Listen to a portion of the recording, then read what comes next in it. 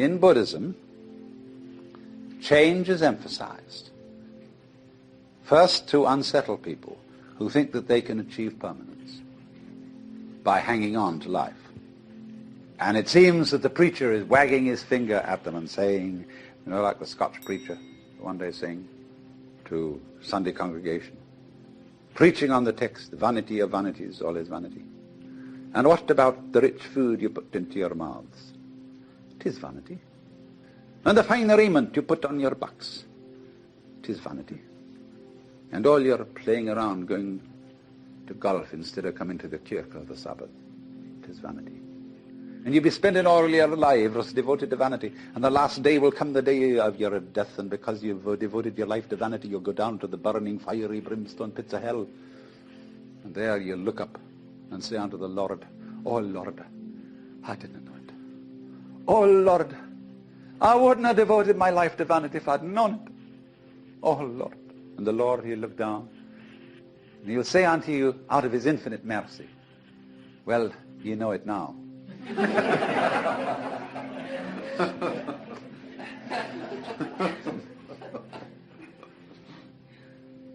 So all the preachers together, you should say, don't cling to this thing. So then, as a result of that, and now I'm going to speak in strictly Buddhist terms, the follower of the way of Buddha seeks deliverance from attachment to the world of change. He seeks nirvana, the state beyond change, which the Buddha called the unborn, the unoriginated, the uncreated, and the unformed. But then you see, what he finds out is that in seeking a state beyond change, seeking nirvana as something away from samsara, which is the name for the wheel, he is still seeking something permanent. And so there are, as Buddhism went on, they thought about this a great deal. And this very point was the point of division between the two great schools of Buddhism, which in the south were Theravada, the doctrine of the Thera, the elders, sometimes known disrespectfully as the Hinayana. Yana means a vehicle, a conveyance, a diligence, or a ferry boat.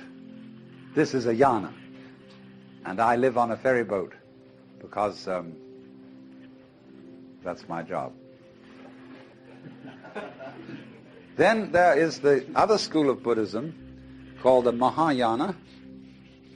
Maha means great. Hina, little. The great vehicle and the little vehicle. Now, what is this? The Mahayanists say, your little vehicle just gets a few people who are very, very tough ascetics and takes them across the other shore to nirvana. But the great vehicle shows people that nirvana is not different from ordinary life.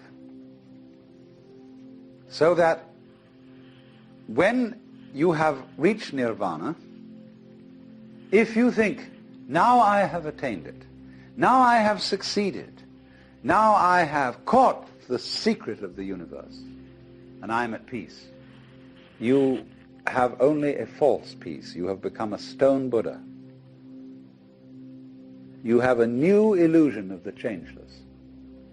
So it is said that such a person is a pratyeka Buddha. That means private Buddha. I've got it all for myself. And in contrast with this kind of pratyeka Buddha who gains nirvana and stays there, the Mahayanists use the word bodhisattva.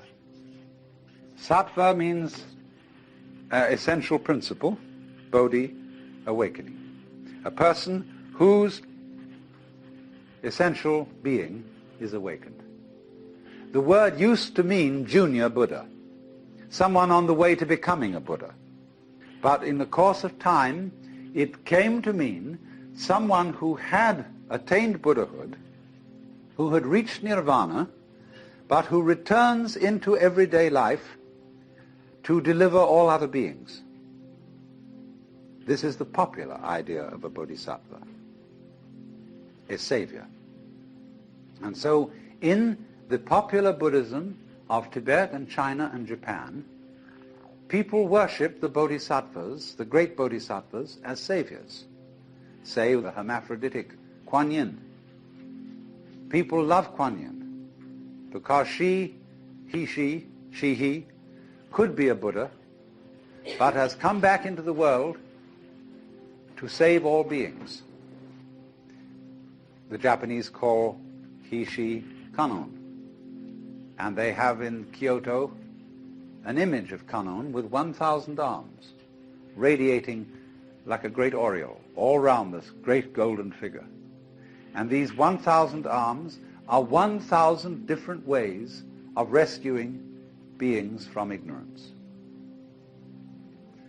Kannon is a funny thing. I remember one night when I suddenly realized that Kannon was incarnate in the whole city of Kyoto. That this whole city was Kannon. That the police department, the taxi drivers, the fire department, the mayor and corporation, the shopkeepers, insofar as this whole city was a collaborative effort to sustain human life, however bumbling, however inefficient, however corrupt, it was still a manifestation of Kannon, with its 1,000 arms, all working independently, and yet one. So they revere those bodhisattvas as the saviors who've come back into the world to deliver all beings. But there is a more esoteric interpretation of this. The bodhisattva returns into the world. That means he has discovered that you don't have to go anywhere to find nirvana. Nirvana is where you are, provided you don't object to it. Change, and everything is changed, nothing can be held on to the degree that you go with a stream, you see, you are still. You're flowing with it. But to the degree you resist the stream, then you notice that the current is rushing past you and fighting with you. So swim with it. Go with it. And you're there. You're at rest. And this is, of course, particularly true when it comes to those moments when life really seems to be going to take us away. And the stream of change is going to swallow us completely. The moment of death. And we think, oh, this is it. This is the end. And so at death we withdraw. Say, no, not that. Not yet, please. But actually, the whole problem is that there really is no other problem for human beings than to go over that waterfall when it comes. Just as you go over any other waterfall. Just as you go on from day to day. Just as you go to sleep at night. Be absolutely willing to die. Now, I'm not preaching. I'm not saying you ought to be willing to die and that you should muscle up your courage and somehow put on a good front when the terrible thing comes. That's not the idea at all. The point is that you can only die well if you understand this system of waves. If you understand that your disappearance as the form in which you think you are you, your disappearance as this particular organism, is simply seasonal, that you are just as much the dark space beyond death as you are the light interval called life. These are just two sides of you, because you is the total wave. See, you can't have half a wave. Nobody ever saw waves which just had crests, no troughs. So you can't have half a human being who is born but doesn't die. Half a thing. That would be only half a thing. But the propagation of vibrations, and life is vibration, it simply goes on and on, but its cycles are long cycles and short cycles. Space, you see, is not just nothing. If I could magnify my hand to an enormous degree so that you could see all the molecules in it, I don't know how far apart they would be, but it seems to me they would be something like tennis balls in a very, very large space. And you'd look, when I move my hand like this, and say, for God's sake, look at all those tennis balls. They're all going together. Crazy. And there are no strings tying them together. Isn't that queer? No, but there's space going with them. And space is a function of, or it's an inseparable aspect of, whatever solids are in the space. That is the clue, probably, to what we mean by gravity. We don't know yet.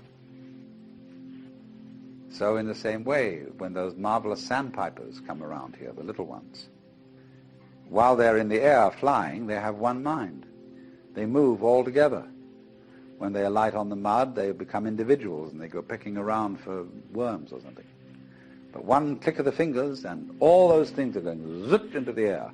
They don't seem to have a leader because they don't follow when they turn. They all turn together and go off in another direction.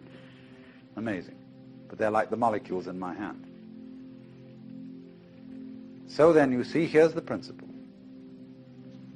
When you don't resist change, I mean over-resist. I don't mean being flabby. When you don't resist change, you see that the changing world, which disappears like smoke, is no different from the nirvana world. Nirvana, as I said, means breathe out. Let go of the breath. So in the same way, don't resist change. It's all the same principle. So the Bodhisattva saves all beings, not by preaching sermons to them, but by showing them that they are delivered, they are liberated by the very fact of not being able to stop changing. You can't hang on to yourself. You don't have to try not to hang on to yourself. It can't be done. And that is salvation. Memento mori. Be mindful of death.